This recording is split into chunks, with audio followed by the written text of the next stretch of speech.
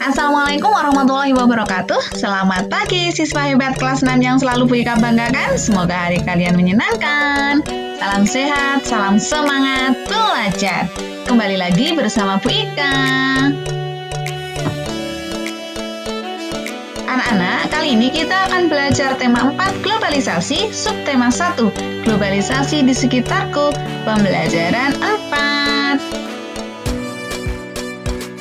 Apa saja yang akan kita bahas pada pertemuan kali ini? Yang pertama, kita akan membahas cara menentukan informasi penting dalam teks eksplanasi. Yang kedua, menemukan manfaat kegiatan ekonomi bagi masyarakat. Mencari informasi penting dari teks. Anak-anak tahu apa itu informasi? Informasi adalah sekumpulan fakta yang menggambarkan sebuah peristiwa atau kejadian tertentu. Informasi bermanfaat agar kita mengetahui atau memahami sesuatu hal.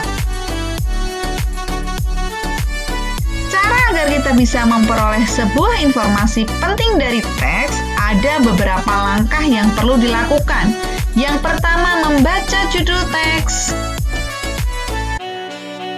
Yang kedua, membaca teks dengan cermat untuk mengetahui isi teks. Yang ketiga, membuat daftar pertanyaan untuk setiap paragraf sehingga memudahkan dalam memperoleh informasi dari teks.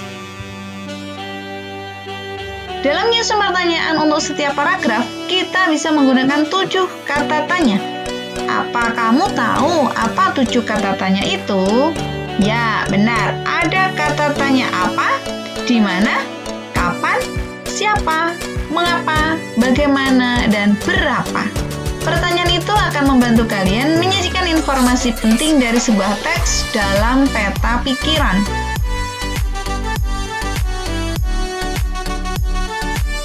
Peta pikiran adalah sebuah diagram yang digunakan untuk menyajikan informasi yang diperoleh dari teks. Peta pikiran juga bisa dibuat secara kreatif. Misalnya menggunakan gambar yang menjelaskan informasi di dalamnya. Oh iya, anak-anak bisa memilih beberapa kata tanya sesuai dengan informasi dari teks yang anak-anak baca. Contoh teks sebagai berikut. Globalisasi adalah bentuk perubahan dan penyesuaian pada cara berpikir manusia, kebiasaan sehari-hari, kemajuan teknologi, dan adat istiadat manusia. Manusia yang semakin kreatif dan inovatif mempengaruhi perubahan globalisasi. Perbedaan perilaku orang sebelum dan sesudah adanya globalisasi adalah dahulu orang memasak nasi menggunakan tungku dan kayu bakar, sekarang orang menggunakan kompor gas atau penanak nasi. Pengaruh globalisasi dalam kehidupan sehari-hari adalah pekerjaan yang dulu sulit dikerjakan, sekarang lebih mudah berkat bantuan dari teknologi yang tentunya menggunakan listrik.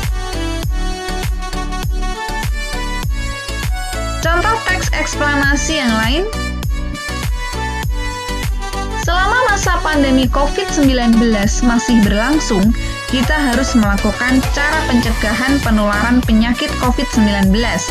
Pencegahan penularan virus penyebab COVID-19 harus dilakukan supaya pasien penyakit ini tidak semakin banyak. Selain itu, vaksin penyakit ini masih dikembangkan sehingga semua orang beresiko tertular virus penyebab COVID-19. Ada beberapa cara yang bisa dilakukan untuk mencegah penularan COVID-19. Yang pertama, selalu mencuci tangan menggunakan sabun dengan air mengalir selama minimal 20 detik. 2. Selalu mengenakan masker dengan tepat sesuai himbauan WHO saat berada di tempat umum. 3. Selalu menjaga jarak minimal 1-2 meter dan menghindari kerumunan saat berada di tempat umum. 4. Menerapkan pola hidup bersih dan sehat, serta hanya keluar rumah atau ke tempat umum jika diperlukan. Cara pencegahan penularan COVID-19 harus tetap diterapkan oleh siapa saja, di mana saja, mulai dari membiasakan diri saat di rumah hingga saat berada di tempat umum. Nah, anak-anak, itu adalah sebuah teks eksplanasi di mana kita harus mencari informasi penting dari sebuah teks tersebut, tentunya dengan menggunakan kata tanya. Sebagai contoh, berapa cara yang bisa dilakukan untuk mencegah penularan COVID-19? Nah, dari pertanyaan yang Bu Ika buat tadi, jawabannya tentu ada di dalam teks.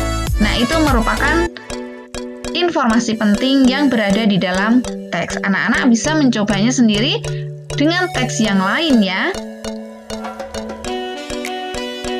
Manfaat kegiatan ekonomi bagi masyarakat. Kegiatan ekonomi akan selalu kita lakukan karena adanya arti kebutuhan yang tidak terbatas sifatnya. Dalam kehidupan sehari-hari, ada banyak sekali contoh kegiatan ekonomi yang semestinya sudah dilakukan oleh setiap orang.